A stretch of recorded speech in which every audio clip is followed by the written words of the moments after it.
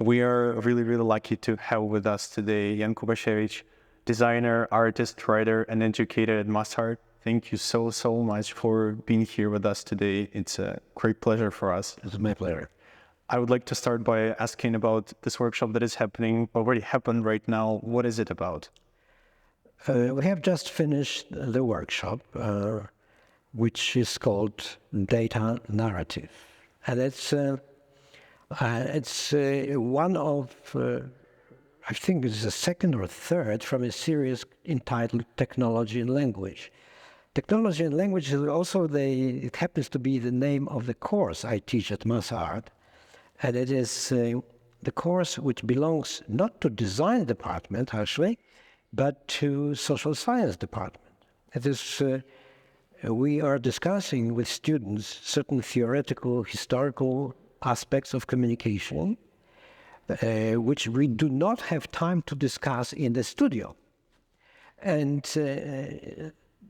this also describes my philosophy. I always feel and think that learning and teaching design has two paths, path of practice and path of theory and methodology, and they need to inform each other. Therefore, the workshop we just finished, which of course was focused on the practice of communication design, had also some aspects of history. And my favorite lecture is about brief history of data visualization, which I hope my students enjoyed.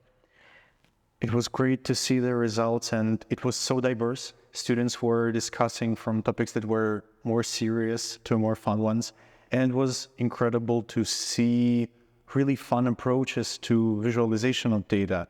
And I guess I would like to know from you, how do you make topics like data, which are very abstract and quite complex for understanding, how do you translate them for a more simple and more understandable way for students and general public? It's a great question, actually. Yes, when students or everybody hears the term data, it's like, whoa, I don't want to hear about it. Right? It's a science, it's serious, but actually, when I think, and I would like my students to learn about the same thing, when I think about communication design as a design practice, I think about seeing the flow of information everywhere. And we are back to data. Flow of information is what we help to facilitate as designers. There's a flow of information about the product or an object or a concept. It could be delivered in the form of interactive product or video or a book. But these designers, contemporary designers, need to see the world as flowing data. And then, therefore, there is a room for serious statistical government data on economy, but also we can see ourselves as being data, and our environment. There's a lot of data, which sometimes we don't even notice. But the designers, aware of that flow of information in the environment, should take advantage of it. This is what I would like to instill in my students. So there's no serious data and not serious data. All of data is the material for building a meaningful communication. Even if it is such a great topic as one of the teams in my workshop, which we finished today, took under their lens. It was the behavior of students, of peers of that academy during the 3 years of the study.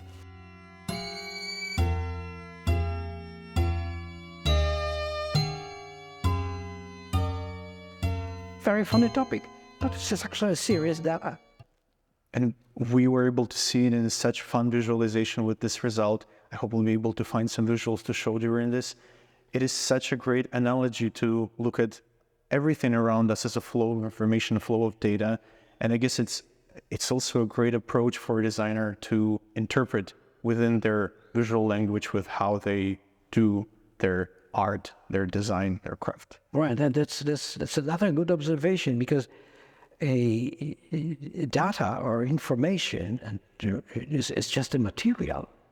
We need to be able to organize it the way which we think will help our audiences to experience information, to learn from it, to have a meaningful learning process, which is always difficult.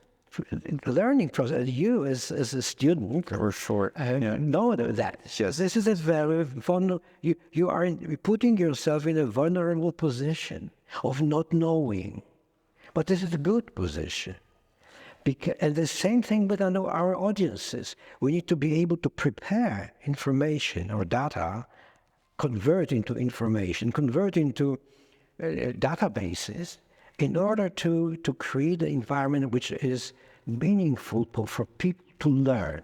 And learning, in this particular case, I'm not telling you about learning in an academic context. It's learning in everyday life. Kids learn, and old people learn. We all learn about new products, about the environment, about the weather. It's always about learning new things. Designers are helping that process in a very focused way. We design specific information for specific audiences for the very serious purposes, but sometimes not so serious. From time to time, yeah. But the aspect of being able to learn and educating people as designers sounds so amazing to me and very inspiring. And on the topic of education, I think it would be also interesting to know, how did your collaboration with PJAIT start? Wow, well, that's a long story. I met Professor Sviatoslav a long time ago, and we sort of started communicating on the same page, like we went to the same high school or something, which is sometimes unusual, but sometimes it happens. And so we clicked. And she invited me to do a lecture in the institution she used to work for before the academy. And then we kept in touch. I invited her to Boston, to Mass Art. She did a phenomenal lecture there. And we stayed in touch, and we learned from each other practices as educators. I admired what she did, how she built the program here. She probably was the institute I created at Mass Art, Dynamic Media Institute, perhaps was the inspirational program for her to think about how we in the 21st century should sort of adjust the educational processes in order to be able to survive in this new environment and new century. So we grew together, and there's one more thing which I would like to say. We had the same mentor. Mentorship is a very old-fashioned word. My professor was my mentor. He died, unfortunately, of cancer. He was also the mentor for Eva. And that was another bridge of our understanding of the design, of art, of the world. I am absolutely fascinated by this story. And I absolutely love the way you're responding. You expand so much on every single topic. I guess it's the right time for me to ask about your professional background yourself. Where did you start from, and how did you get to this point? Well, I gladly respond to this question, but it could be a very long response. Are you ready for that? Oh, yes. We're ready. All right. You're a great storyteller. Okay, thank you. Where is yours? Go ahead. Thank you. Well, As you look at me, you know that I've been around. I am an old man. I could never, I have to say, I could never tell, actually. No, but let's be honest. I've been teaching for a long, long time. And at the very beginning, I was an artist like you. I was a student of academy. I was a painter. I didn't know. I was looking for my path in life as an artist, and I accidentally stepped into a printing office at the school, where I saw that people were playing with those very strange metal objects. They were typography. And it got me thinking about design. And I switched from being focused on painting, which I never stopped, by the way. I am from generation which do not see that, generation and culture probably, which do not see that much difference between the domain of art and the domain of design. Very interesting. But let me return to my path. So I switched my interest. I started thinking about what design is. How can I directly, but through technology of printing, technology of photography, to magnify my messages, and not only mine, someone else's literature, which has to be set in the form of column, which becomes a page of a book and distributed in the society. So that was, for me, a little discovery. And then I started studying that. And then I enrolled in a class with a professor who became my mentor, the same person. And it was him who said, I believe that you should teach. And I said, it's impossible. I want to be a glamorous designer, a glamorous artist. And he said, okay, I understand it, but try it. And it was a long, long time ago, and I became an educator. I really believe that this is a very creative, a very rewarding aspect of my life. I've been an artist, practicing. I've been a practicing designer. I changed my medium multiple times. I was changing as technology was changing. My first Macintosh computer I bought 2 years after it was actually introduced. I knew that it was not a tool anymore. It was a medium that we need to adjust our understanding of communication design. Therefore, I started building programs of education. It was already in the US. I migrated in the meantime. And this I grew together with technology. That's a long answer. I'm sorry. No, at all. It was very fascinating. I even got a bit carried away.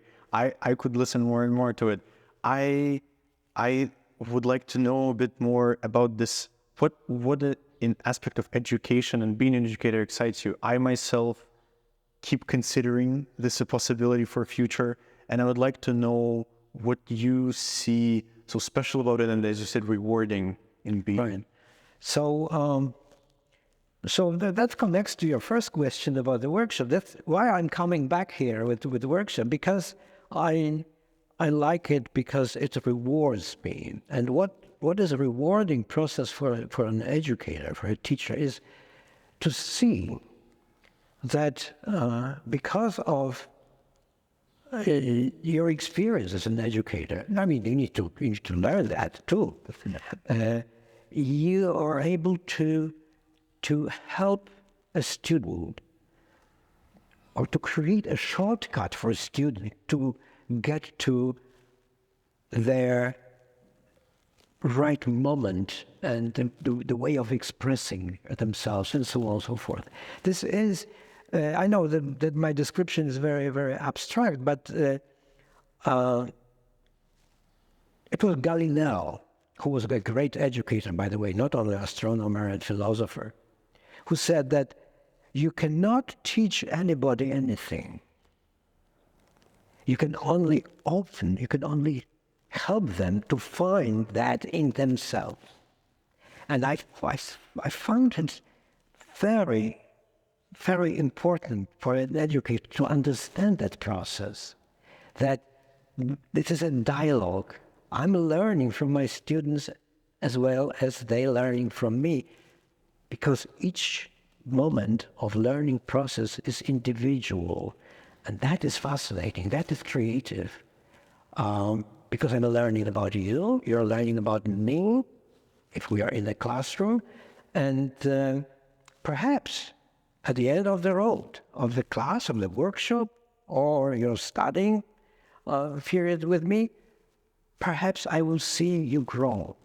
This sounds, That's rewarding. this is marvelous, and this brings so much joy and hope to think that education, that there are people like you who see education as a very individual approach to everyone, and that love to engage with, and this mutual communication between professor and a student is, I think, what is in a way lacking in the lower steps of education, in a way that in school usually we get to do things that are very much the same for everyone, and there is very little personal approach, and here we get to the university and there is more for everyone to explore themselves.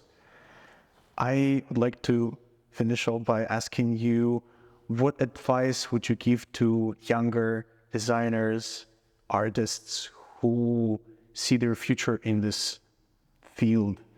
Yeah.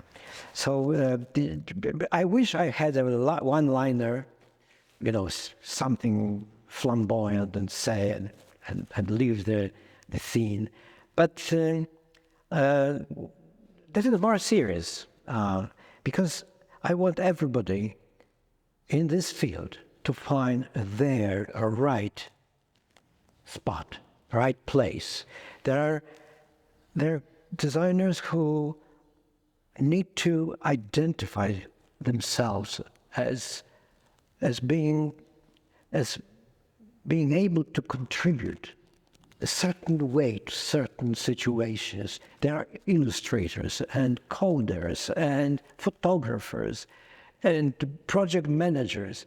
There is a room for everybody, but you need to find it in the process of education.